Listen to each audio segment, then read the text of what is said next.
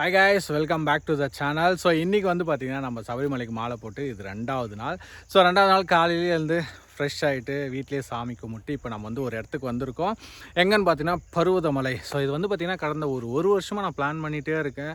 இந்த கோயிலுக்கு எப்படியாவது போகணும்னு பிளான் பண்ணிகிட்டே தான் இருக்கணும். தவிர வரத்துக்கான அந்த சாத்தியக்கூறு எதுவுமே நடக்கலை. நிறைய பிளான் பண்ணேன், பட் வர முடியல. ஆனால் சடனாக இன்றைக்கி காலையில் ஓகே இன்றைக்கி போயிட்டு வந்துடலாமே அப்படின்னு ஒரு பிளான் பண்ணி கிளம்பணும். காலையில் வந்து பார்த்திங்கன்னா வீட்டிலேருந்து 7 மணிக்கு கிளம்புனேன். இப்போ டைம் 10 மணி, 3 மணி நேரம் ஆச்சு வண்டியில் வர்றதுக்கு. எனக்கு தெரிஞ்சு பருவதமலைக்கு வரத்துக்கு கரெக்டான ஒரு வழி எதுன்னு பார்த்தீங்கன்னா பஸ்ஸெல்லாம் வேண்டாம். நீங்கள் வந்து ஓன் கார் இல்லைனா பைக் அதில் வரது தான் நல்லது. ஏன் அப்படின்னு பார்த்தீங்கன்னா பஸ் வசதி பார்த்திங்கன்னா திருவண்ணாமலை வரை இருக்குது.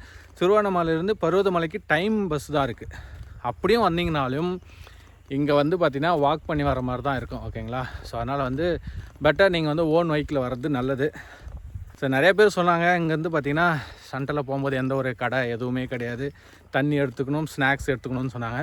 நானும் பார்த்திங்கன்னா ஒரு வருஷமாக பிளான் பண்ணுறேன், பருவதமலைக்கு போகணும்னு சொல்லிட்டு. ஆனால் அவர் நினைக்கணும் போல், நாம் நினைக்கிறது முக்கியம் கிடையாது. அவர் நினச்சாதான் நாம் அவரை போய் பார்க்க முடியும்னு நினைக்கிறேன். இந்த மாதிரி நடந்துகிட்டே வருவீங்க. ஆனால் நடந்து வரும்போது நிறைய என்ன சொல்கிறது வழி பிரிஞ்சு போயிட்டே இருக்குது. ஸோ கன்ஃபியூஸ் ஆக வேண்டாம். போகிற இடத்துலலாம் பார்த்திங்கன்னா அந்த மாதிரி போர்டு வச்சுருப்பாங்க. இங்கே வந்து போகிறவங்க இங்கே உங்களுடைய பிரார்த்தனையை வச்சுட்டு மலை கோயிலுக்கு போகிற வழி இதுதான். ஸோ 2 போர்டு வச்சுருக்காங்க. இதை பார்த்துட்டு நீங்கள் இந்த வழியில் போகலாம். ஓகேங்களா கைஸ்? அதே மாதிரி இன்னொரு முக்கியமான விஷயம், நான் இந்த கோயிலுக்கு வரணும்னு பிளான் பண்ணதுலேருந்து நிறைய வீடியோ நம்ம வந்து பார்ப்போம். ஸோ நிறைய வீடியோ பார்த்ததில் வந்து ஒரு விஷயம் நான் நிறையவே நோட் பண்ணேன். எல்லாருமே சொல்கிற விஷயம், இந்த கோயிலுக்கு நீங்கள் போகும்போது ஒரு நாய் தான் உங்களை வந்து வழி நடத்தி கூட்டிகிட்டு போவோம் அப்படின்னு சொன்னாங்க. நானும் நடக்க ஆரம்பித்ததுலேருந்து பார்த்திங்கன்னா நம்ம என்ன தான் வந்து போன்னு துரத்துனாலையும் அது கூடவே தான் வருது. நான் இதை ஃபஸ்ட்டே எடுக்கணும்னு நினச்சேன், பட்டு உண்மையாக இருக்காது அப்படின்னு நினச்சேன். ஆனால் நான் நடக்க ஆரம்பிச்சதுலேருந்து என் பின்னாடியே வருது, இல்லைன்னா எனக்கு முன்னாடி போகுது. இந்த வழிகளை பாருங்களேன், ஒரு காவாக்குள்ளே நடந்து போகிற மாதிரி இருக்குது. நினச்சி பாருங்கள், பயங்கரமாக மழை வந்துச்சுன்னா இதில் நீங்கள் எப்படி நடந்து போவீங்க பாருங்கள். அகே நான் ஃப்ரண்ட்டில் போய் காமிக்கிறேன், இது எப்படி இருக்குது பாருங்கள். ஸோ நம்ம நிறைய ட்ரெக்கிங் போயிருக்கோம். சாரி, நான் ஆல்மோஸ்ட் எல்லாருமே ப்ரோ நீங்கள் போயிருக்கோன்றீங்களே, எத்தனை பேர் போகிறீங்க அப்படின்னு நிறைய பேர் கேட்குறீங்க. ஆக்சுவலி அது எனக்கு அந்த மாதிரி வந்துடுது சொல்கிறது. நான் நிறைய ட்ரெக்கிங் போயிருக்கேன், நிறைய ட்ரிப்பும் போயிருக்கேன். பார்ப்போம் இந்த ட்ரிப்பு எப்படி இருக்குதுன்னு தெரியல. இந்த ட்ரெக்கிங் வந்து ரொம்ப இங்கே பார்த்தீங்களா, நம்ம வாக் பண்ணி நிறைய நேரம் ஆச்சு ஸ்டார்ட் பண்ணி. நான் ஃபஸ்ட்டே சொல்லியிருப்பேன் லாஸ்ட் வரையும் வருதான்னு பார்க்கலான்னு. பாருங்கள். அதுவும் இல்லாமல் நானேலாம் என்ன நினச்சேன், ஃபஸ்ட்டு அந்த நாய் பார்க்கும்போது ரொம்ப அந்த சவுண்டு வரும் பார்த்திங்களா, வெறி பிடிச்ச மாதிரி இருக்கும் சில நேரத்தில் நாய்ங்களுக்கு. பயந்துட்டேன் நான்லாம், ஏன்னா கடிச்சிருமோ அப்படின்னு ஒரு பயம் இருந்துச்சு. ஆனால் ஸ்டில் அது கூடவே வர்றது தான் ஆச்சரியமாகவே இருக்குது. நம்ம வரோமா இல்லையான்னு பார்க்குதுங்க, நின்று பார்த்துட்டு நம்ம வாக் பண்ணோன்னா அது போதுங்க. பார்த்திங்களா? சரி, இதை நான் ரொம்ப நாளாக ஃபாலோ பண்ணுறேன். எல்லா வீடியோஸ்லையும் இந்த நாயை வந்து காமிச்சிருப்பாங்க. நம்ம எவ்வளோ தொலை வந்திருக்கோன்னு தெரில இல்லைங்களா? இப்போ நம்ம எங்கே போக போகிறோன்னா, எடுத்து பாருங்கள், சின்னதாக ஒரு கோயில் இருக்குது பார்த்தீங்களா? இங்கேருந்து பார்த்து சின்னதாக தான் இருக்கும், ஆனால் கோயில் சின்னதான்னு சொன்னாங்க. அங்கே தான் போக போகிறோம். இப்போவே நம்மளுக்கு வந்து நாக்கு தள்ளுதுன்னு வாங்களேன், அந்த மாதிரி இருக்குது. ஸோ ஆல்மோஸ்ட் இந்த வீடியோ நான் கவர் பண்ணிடுவோம் ஃபுல்லாகவே. ஏன்னா நிறைய வீடியோ பார்த்துருக்கேன்ல, இதெல்லாம் காமிக்கவே இல்லை அவங்க. ஆல்மோஸ்ட் அந்த இரும்பு படி கடப்பாறை அதெல்லாம் பிடிச்சி நடக்கிறது தான் காமிச்சிருந்தாங்க. ஃபுல் வீடியோ அதெல்லாம் காமிக்கலை. ஸோ இந்த வீடியோ நான் ஃபுல்லாகவே காமிக்கிறேன் உங்களுக்கு. வழி எப்படி இருக்கும்னு பாருங்கள். மேலே போனதுக்கப்புறம் தான் இந்த கடப்பாறை பாறை மாதிரிலாம் நடக்கிற மாதிரி இருக்கும். இது ஃபுல்லாக பார்த்திங்கன்னா தரமாக இருக்குது. அது இங்கே பாருங்கள், வேறு லெவலில் இது மாதிரிலாம் நடக்கும் போல். ஸோ பிளான் பண்ணிவிட்டு வாங்க. எது வர்றதா இருந்தாலையும் கொஞ்சம் பிளான் பண்ணிவிட்டு வர்றது நல்லதுன்னு நினைக்கிறேன் என்னை பொறுத்தவரையும். நான் எந்த ட்ரெக் போனாலையும் உங்களுக்கு நான் சொல்கிறது தான், உங்கள் ஹெல்த் கண்டிஷன் பாருங்கள். உங்களால் ட்ரெக் பண்ண முடியும் அப்படின்னால் மட்டுமே ட்ரெக் பண்ணுங்கள். அதர்வைஸ் வேண்டாம் தான் நான் சொல்லுவேன். நீங்கள் வெறித்தனமான பக்தராக இருந்தாலும் நீங்கள் நல்லா இருந்தால் மட்டும்தான் சரிங்களா சேஃபாக ட்ரெக் பண்ணுங்கள். அதே மாதிரி ஒரு 2 பேராக வாங்க, சிங்கிளாக வராதிங்க. உள்ளே எவ்வளோ படப்படன்னு இருக்குது எனக்கு தானே தெரியும். வெளியே பார்க்கும்போது சிரிப்பாக தான் இருக்கும்.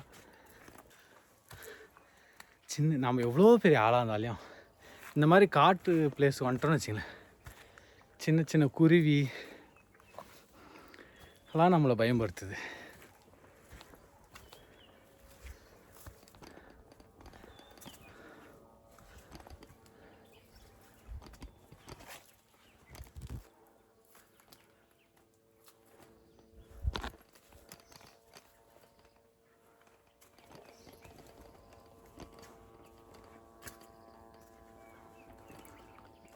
சாமியே சரணம், சாமியே சரணம் ஐயப்பா, சிவசிவா.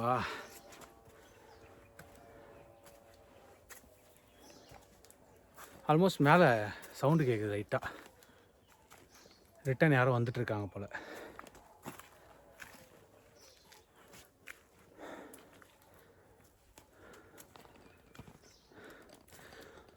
ஒரு விஷயம் வேணும்னா அடம் பிடிக்க தெரியணும், அந்த விஷயத்துக்காக போராட தெரியணும். அது கிடைக்கிற வரையும் போராடணும்ல, போராடி தானே ஆகணும். அந்த விஷயம் கிடைக்கிற வரையும் அந்த விஷயத்துக்காக போராடிட்டே தான் இருக்கணும். இந்த போராட்டம் யாருக்குன்னு கேட்பீங்க நிறைய பேர், ஆனால் சில பேருக்கு தெரியும் இந்த போராட்டம் யாருக்குன்னு. கைஸ், அதே மாதிரி பார்த்தீங்கன்னா நார்மல் டேயில் வந்து இங்கே கூட்டம் அதிகமாக இருக்காது, ஏதோ கொஞ்சம் பேர் தான் வந்துட்டு போயிட்டு இருப்பாங்க. அதே வந்து பௌர்ணமி நாளில் பார்த்தீங்கன்னா ஃபுல் கூட்டமாக இருக்கும், செம்ம க்ரௌடாக இருக்கும். இங்கே வந்து நடந்து போயிட்டே இருப்பாங்க. சில பேர் ஷூ போட்டுன்னு போவாங்க, சில பேர் செப்பல் போட்டுன்னு நடக்கிறாங்க. ஸோ மாலை போட்டவங்க இல்லை நார்மலாக இருக்கிறவங்க வந்து ஒரு வேண்டுதலுக்காக இப்படி செப்பல் போடாமல் கூட இந்த மாதிரி பாதையில் கரடுமுறை தான் நடந்து கூட போவாங்க. ஓகேங்களா? ஸோ பௌர்ணமி டைமில் வந்து பார்த்திங்கன்னா நைட்டில் கூட ஆல்மோஸ்ட் வந்து ஈவினிங் வந்து ஸ்டார்ட் பண்ணுவாங்க நடக்கிறதுக்கு. ஈவினிங் ஸ்டார்ட் பண்ணிவிட்டு அங்கே நைட்டு வந்து அங்கே ஸ்டே பண்ணிவிட்டு காலையில் வந்து சிவனை பார்த்துட்டு காலையில் இறங்கி வந்துடுவாங்க. இந்த மாதிரி ஒரு வழிமுறையும் இங்கே வந்து ஃபாலோ பண்ணிட்டு தான் இருக்காங்க. பட் சில பேர் வந்து அங்கே நைட் ஸ்டே பண்ணக்கூடாதுன்னு சொல்லிட்டு, ஃபாரஸ்ட் ஏரியா இல்லைங்களா, ஸோ அதனால் ஸ்டே பண்ணக்கூடாதுன்னு சொல்லிவிட்டு இந்த மாதிரி சொல்லிகிட்டு இருக்காங்க.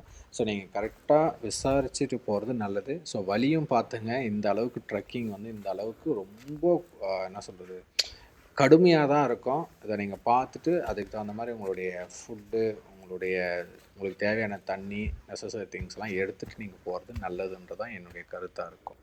அதே மாதிரி இதுக்கு வந்து பார்த்திங்கன்னா 2 விதமான வழி இருக்குது. ஒன்று கடல் ஆடின்ற ஒரு வழி இருக்குது, அதே மாதிரி இந்த பக்கம் லெஃப்ட் சைடில் தென்மதி காயம்ன்ற ஒரு வழியும் இருக்குது. ஓகேங்களா? ஸோ நீங்கள் எதில் வர்றதுன்னு சொல்லிட்டு நீங்கள் தான் டிசைட் பண்ணிக்கணும். ரொம்ப நேரம் அதே காட்டு வழி தான், பட் இருந்தாலும் அந்த கல் வழியெல்லாம் இல்லாமல் ஓரளவுக்கு ஆல்மோஸ்ட் ஒரு பாதி தொலைவு வந்ததுக்கப்புறம் வழி இந்த மாதிரி இருக்குது. பரவாயில்ல, ஆனால் இறங்கும்போது ரொம்ப கஷ்டமாக இருக்கும்னு நினைக்கிறேன். ஏன்னா வளவலன்னு இருக்கும். பாதி தொலைவு வந்திருக்கும். அரௌண்ட் வந்து நம்ம 1.5 மணி நேரமாக நடந்துகிட்ருக்கோம். ஸோ ஆல்மோஸ்ட் பாதி கடந்துட்டோம். ஆனால் முடியல. வெயிட், நான் ஃப்ரண்ட் கேமராவில் வரேன். ஒரு டைமும் பார்த்தீங்கன்னா ஒரு வழியை வந்து கிராஸ் பண்ணும்போது எங்கேயாவது நல்ல வழி வந்துடாதா, நார்மலாக வழி இருக்காதா அப்படின்னு சொல்லிட்டு நாம் நினச்சி ஒரு வழியும் கிராஸ் பண்ணுவோம். ஆனால் போக போக பார்த்திங்கன்னா ரொம்ப கடுமையாக தான் இருக்கும். ஒரு வழியும் பார்த்திங்கன்னா ரொம்ப ரிஸ்க் இருக்கிற மாதிரி தான் இந்த ட்ரெக்கிங் இருக்கும். நாம் எத்தனையோ ட்ரெக்கிங் போயிருக்கோம், பட் வந்து இந்த ட்ரெக்கிங் ரொம்ப கரடு முரடாக இருக்குதுன்னே சொல்லலாம். ஆனால் மழைலாம் வந்துச்சுன்னா கொஞ்சம் கூட இதில் போகவே முடியாது. அந்த அளவுக்கு வந்து ரொம்ப கரடு முரடாக இருக்குன்னே சொல்லலாம். வழியெல்லாம் பார்த்தீங்கன்னா உங்களுக்கு வழியை பார்க்கும்போது உங்களுக்கே நல்லாவே தெரியும் வழி எந்த நிலைமையில் இருக்குதுன்னு சொல்லி. இவ்வளோ தூரம் வந்து பார்த்திங்கன்னா இந்த மாதிரி நடந்து வந்திருப்போம். இப்போது கம்பி பிடிச்சி நடக்கிற மாதிரி ஒரு பாதை. இதுக்கப்புறம் கொஞ்சம் ஈஸியாக இருக்கும் அப்படின்னு சொல்லியிருக்காங்க. ஆல்மோஸ்ட் இப்போ நடந்து வந்ததுக்கு விட இப்போ கொஞ்சம் பெட்டராக இருக்கும் அப்படின்னு சொன்னாங்க. ஆனால் கம்பி போட்டுக்கிறது இவ்வளோ தான் இருக்குது, அதுக்கப்புறம் கம்பி இல்லை. இது ரொம்ப வாட்டமாக இருக்குன்றதுனால போட்டிருக்காங்க போல்.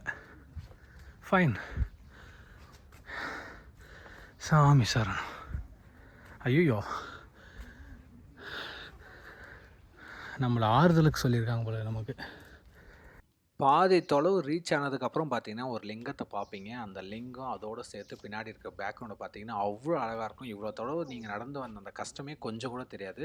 அது அப்படியே பார்த்தீங்கன்னா, மேல பார்த்தீங்கன்னா, ஒரு கோயில் சின்னதா தெரியும் இல்லைங்களா? அந்த இடத்துக்கு தான் நம்ம போறோம். இன்னும் நம்ம போ வேண்டிய பாதை இன்னும் நெறையா இருக்கு. வாங்க போலாம். நீங்க அப்படியே நடந்து வந்துட்டு, அப்படியே பின்னாடி திரும்பி பார்த்தீங்கன்னா, அழகான ஒரு இயற்கை சூழல பார்க்கலாம். நீங்க நடந்து வந்த பாதை உங்களுக்கு கண்ணுக்கு தெரியாது. ஆனா, நீங்க இவ்வளோ தொலைவு நடந்து வந்தத அத பார்க்கும்போது அவ்ளோ அழகா இருக்கும். அத அப்படியே கடந்து வந்துட்டே வந்து முன்னாடி வந்து பார்த்தீங்கன்னா, உங்களுக்கு அப்படியே ஷாக் குடுக்குற அளவுக்கு ஒரு வியூ உங்களுக்கு தெரியும். இந்த பக்கம் பார்த்தீங்கன்னா, எவ்ளோ ரிஸ்க்கான ஒரு பிளேஸ்ல நம்ம மக்கள் எப்படி ஏறிட்டு இருக்காங்கன்னு பாருங்க. அதுல வந்து ஒருத்தர் தான் ஏற முடியுமே. ஸோ அதுதான் வந்து பார்த்தீங்கன்னா, கெடப்பாறை ஆல்மோஸ்ட் எல்லா பாறையிலயும் வந்து கெடப்பாறை நட்டு வச்சிருப்பாங்க. அத புடிச்சுன்னு தான் ஏறுற மாரி இருக்கும். அத புடிச்சுன்னு தான் இறங்குற மாரி இருக்கும். ஆனா, இங்க வந்து இறங்குறதுக்கு ஒரு வழி, ஏறுறதுக்கு ஒரு வழி. ஓகேங்களா? ஸோ நீங்க இதுக்கு முன்ன பார்த்தது வந்து இறங்குற வழி. இது வந்து பார்த்தீங்கன்னா, ஏறுற வழி. இதுல வந்து அங்கங்க வந்து கெடப்பாரைய வந்து ஊனி வச்சிருப்பாங்க. அத புடிச்சுன்னு சேஃபா ஏறி போணும். அதே பார்த்தீங்கன்னா, இதுக்கு படிக்கட்டெல்லாம் கிடையாது. பாறையில கொஞ்சம் கொஞ்சமா வந்து நம்ம கால் வைக்கிற அளவுக்கு செதுக்கி வச்சிருப்பாங்க. ஸோ அந்த அந்த இடத்துல வந்து நம்ம கால வச்சு அந்த கடப்பாரைய புடிச்சுன்னு மெதுவா ஏறி போணும். ஓகேங்களா? இப்பவே பார்த்தீங்கன்னா, ஆல்மோஸ்ட் அங்கங்க ஒரு 6, 7 பேர் இருக்காங்க. ஆனா, பௌர்ணமி டைம்ல இது ஃபுல்லா லைனா நின்னுட்டுருப்பாங்க. ரொம்ப சேஃபா வந்து நம்ம நடந்து போற மாரி இருக்கும். இத பார்க்கறதுக்கு அப்படியே என்ன சொல்றது? அவ்ளோ பயத்தையும் தாண்டி, ஐய்யய்யோ! இப்படி எப்படி போறோம்? கொஞ்சம் மிஸ் ஆனா முடிஞ்சுது. ஸோ கீழ வந்து பார்த்தீங்கன்னா, அவ்ளோ பெரிய பள்ளம். ஆனா, கொஞ்சம் தடுமாறிட்டோம். நம்மளுடைய கொஞ்சம் விளையாட்டுத்தனமா இருந்துட்டோம்னா, கொஞ்சம் தான்னாலும் கீழ சறுக்கி வந்துருவோம். ரொம்ப கேர்ஃபுல்லா இருங்க. பசங்களலாம் வேற நெறைய பேர் கூட்டிட்டு வராங்க. ஸோ கேர்ஃபுல்லா போறது ரொம்ப நல்லது. ஒரு ஒரு இடத்துல வந்து பார்த்தீங்கன்னா, சின்ன சின்னதா படி போட்டுருக்காங்க. இருந்தாலும் பின்னாடி திரும்பி பார்க்கும்போது நமக்கு அப்படியே தல சுத்திரும். அந்த அளவுக்கு வந்து ஒரு பள்ளத்த வந்து நம்ம மரண பயத்த காமிக்குதுன்னு சொல்லுவாங்க பார்த்தீங்களா? அந்த அளவுக்கு ஒரு பயத்த காமிக்கும்.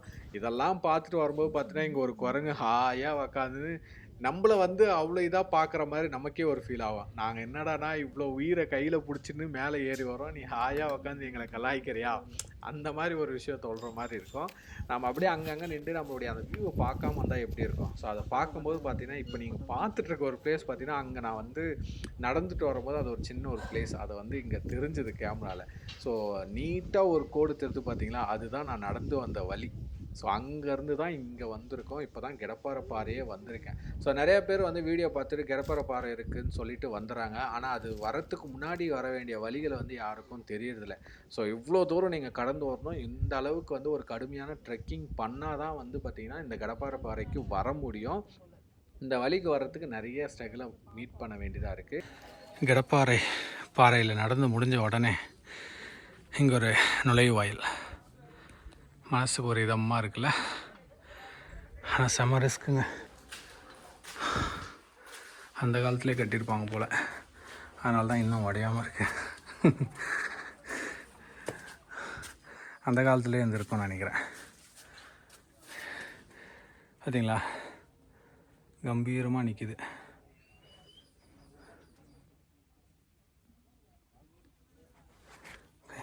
கை கால்லாம் ஒரு அதிர்து. இன்னும் இறங்கும் போது எப்படி இருக்க போதோ தெரில.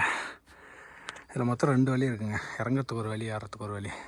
நீங்க அப்படியே கடப்பாரை பாறைய வந்து கடந்து வந்துட்டீங்கன்னா, இந்த மாரி வந்து படிக்கட்டு வந்துரும். படிக்கட்ட பார்த்தோனே நீங்க சந்தோஷப்பட்றாதீங்க. ஆனா இந்த படிக்கட்டு வந்து இருக்கிறதும் ஒரு நல்லது தான். ஆனா இத எப்படி இருக்கும்னு பார்த்தீங்கன்னா, அப்படியே ஸ்ட்ரைட்டா வந்து கொஞ்சம் நெஞ்சம் ஒரு 90 டிகிரில இருக்காது. அவ்வளோதான். அவ்ளோ ஸ்ட்ரைட்டா இருக்கும். சின்ன சின்னதா இருக்கும் படிக்கட்டு. நம்ம காலே வந்து பார்த்தீங்கன்னா, பாதி தான் அந்த படிக்கட்டுல வைக்கிற மாரி இருக்கும். அந்த அளவுக்கு தான் அகலமே இருக்கும். ரொம்ப நெக்கா இருக்கும். அத பார்த்துட்டு வரும்போது பார்த்தீங்கன்னா, நம்ம சிவன் கால் பதிச்ச மாரி ஒரு இடம் இருக்கும். அத பார்த்துட்டு அப்படியே நீங்க பின்னாடி பார்த்தீங்கன்னா, அவ்ளோ அழகா ஒரு சினாரியோ வந்து நீங்க பார்க்கலாம். சரிங்களா? சிவனோட காலடிய பார்த்துட்டு நீங்க அப்படியே வந்து நடக்க ஆரம்பிக்கலாம். இந்த இடம் பார்த்தீங்கன்னா, ரொம்ப வாட்டமா இருக்கு இல்லைங்களா? இது வந்து கொஞ்சம் தொலைவு தான் இருக்கும். இந்த மாரி இருந்தா சீக்கிரமா ஏறி வந்துரலாம். ஆனா, இந்த இடம் வந்து பார்த்தீங்கன்னா, ஜஸ்ட் ஒரு ஒரு 100 மீட்டர்ஸ் கூட இருக்காது. 50 மீட்டர்ஸ் தான் இருக்கும். அது அப்படியே நடந்துட்டு இங்கலாம் நெறைய குரங்கெல்லாம் இருக்கும். அதெல்லாம் வந்து பார்த்துட்டு அகைன் நாம வந்து எப்பவுமே வந்து சினாரியோ பார்ப்போம். ஸோ வியூ எப்படி இருக்குன்னு பார்த்தோம்னா, அப்பா! இந்த எப்புட்றா வந்தோம்? இவ்ளோ தூரத்தவா நம்ம நடந்து வந்தோம்? அப்படின்ற மாரி நமக்கே நம்ம மேல ஒரு ஃபீல் வந்துரும். ஸோ அத பார்த்துட்டு திருப்பவும் நம்ம வந்தோம்னா, திரும்பவும் ஒரு கடுமையான ஒரு பாதைன்னே சொல்லலாம். ஸோ வழி படிக்கட்டு இருக்கு, வழி இருக்கு. ஆனா அந்த வழியில பார்த்தீங்கன்னா, ஒருத்தர் மட்டும் தான் நுழைஞ்சு வர முடியும். பாறைக்குள்ள நடந்து வர மாரி இருக்கும்.